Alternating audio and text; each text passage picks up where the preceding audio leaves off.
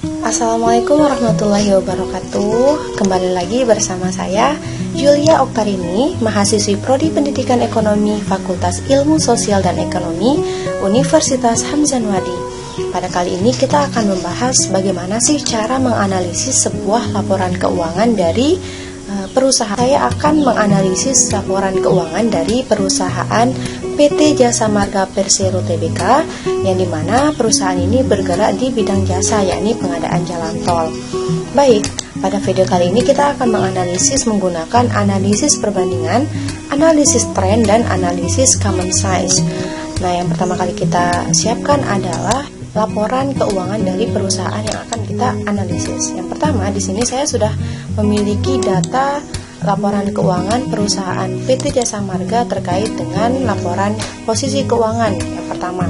Nah, di sini laporan keuangan PT Jasa Marga menunjukkan bahwa adanya peningkatan jumlah aset baik dari aset lancar maupun aset tidak lancar, yakni pada tahun 2013 berjumlah 28.346.345.328 rupiah meningkat menjadi 31.358.858.527 rupiah pada tahun 2014 atau setara dengan 110%.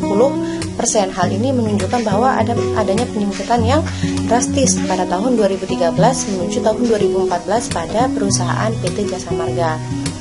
Selanjutnya, pada sisi laporan liabilitas dan ekuitas, yang dimana liabilitas juga ikut cut ataupun perbedaan jumlah hutang, yakni sebesar 2.445.326.816 rupiah atau sebesar 14%. Jumlah ini meningkat dari tahun 2013 yang hanya 17.499.365.000 rupiah menjadi 19.984.892.104 rupiah di tahun 2014. Hal ini dikarenakan perusahaan meningkatkan jumlah kapasitas pengadaan jalan tolnya. Selanjutnya, pada laporan posisi keuangan bagian ekuitas, yang dimana ekuitasnya juga meningkat meskipun pada bagian modal tahun 2013 dan 2014 masih sama, yakni pada nominal 3.400.000.000. Akan tetapi dengan adanya peningkatan hutang yang tadinya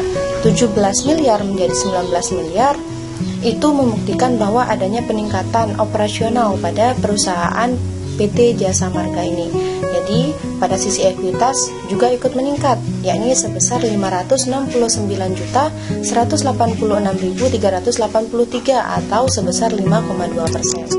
Selanjutnya pada laporan laba rugi, yakni pada sisi laba rugi pada tahun 2014 pendapatan jalan tol dan laba komprehensif meningkat sebesar 5,90% dan 6,30% atau rasionya sendiri yakni sebesar 1,06%.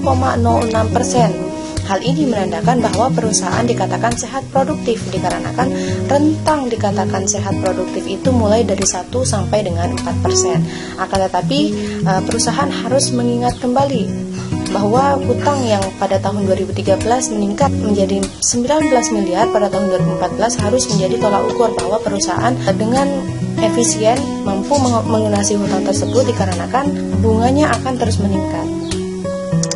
Selanjutnya kita masuk ke analisis common size, di mana common size ini sendiri kita harus memperhatikan laporan neraca dan laporan laba rugi. Pada sisi laporan keuangan pada tahun 2014, komposisi aset lancar didominasi oleh kas dan setara kas, yakni sebesar 82%. Hal ini mengindikasikan bahwa perusahaan mampu menjalankan usahanya sehingga dapat memiliki kas yang hampir mendominasi pada aset lancar. Akan tetapi pada perusahaan PT Jasa Marga ini tidak meningkatkan jumlah investasi, melainkan hanya menjadikan pendapatan itu sebagai kas. Selanjutnya, pada sisi laba rugi, perusahaan ini mengalami peningkatan laba dari tahun 2013 ke tahun 2014 sebesar 61.055.565 rupiah atau setara dengan 14%. Angka ini menurut saya masih bisa dinaikkan karena operasional jalan tol di kota-kota besar itu sudah mendominasi. Mungkin itu saja analisa yang bisa kita lakukan pada video kali ini. Semoga bermanfaat dan mohon maaf jika ada kesalahan. Saya Yulia Oktarini. Terima kasih atas waktunya. Bye bye. Assalamualaikum warahmatullahi wabarakatuh.